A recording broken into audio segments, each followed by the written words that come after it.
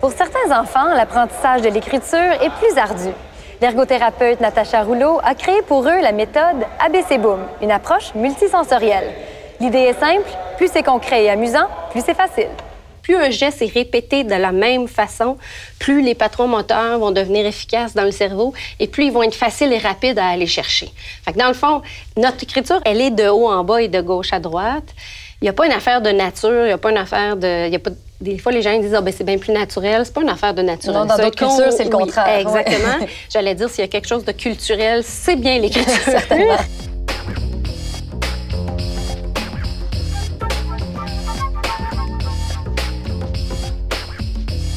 ABC Boom, c'est une méthode d'enseignement de la calligraphie. Fait qu'on va avoir des activités pour introduire les traits d'écriture, on va avoir des images, on va avoir des bruits, on va avoir des activités plus avec le corps. Ensuite, on va avoir des feuilles d'exercices pour pratiquer le transfert vers des mots.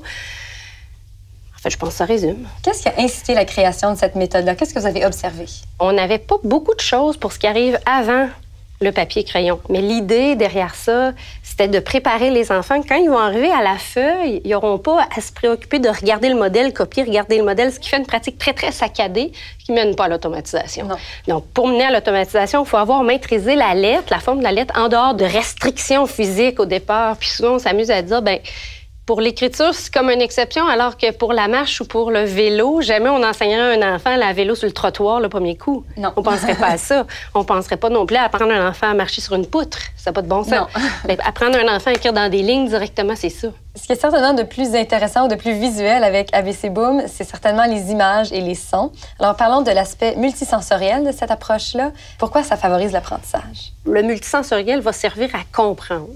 Ce qui m'achalait aussi dans beaucoup de méthodes, c'était par exemple des images fixes, alors que ce qu'on cherche à faire évoquer, c'est un mouvement. Un mouvement, bien oui. Comme par exemple, quand tu fais un M, tu fais 2 montagnes, mais des montagnes, c'est fixe. Fait que dans le cerveau de l'enfant, ça évoque pas un déplacement. Alors, ce que je cherchais, c'est des images visuelles qui évoquent vraiment un déplacement, donc de là, la sauterelle. OK, elle part en auto. Boum, oui. Puis après, puis elle tourne. Wow!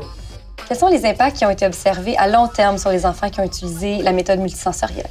On a un impact à long terme sur la qualité et la vitesse de production de texte, pas juste d'écriture. Ça fait que ces enfants qui composent sont plus performants en composition, en longueur et en qualité. Sur le terrain, ce qu'on remarque, c'est que les profs de première année disent qu'ils sont bien plus préparés. Quand ils arrivent au papier, ils sont plus prêts. Je termine en vous demandant quelle est votre lettre préférée? Le M minuscule. M minuscule. Donc, la goutte de pluie, les 2 sauterelles. Ah oui, je trouve qu'elle se fait bien, puis c'est très fluide. Puis oui, je dirais que c'est M minuscule. Natacha, merci beaucoup. Ça fait plaisir.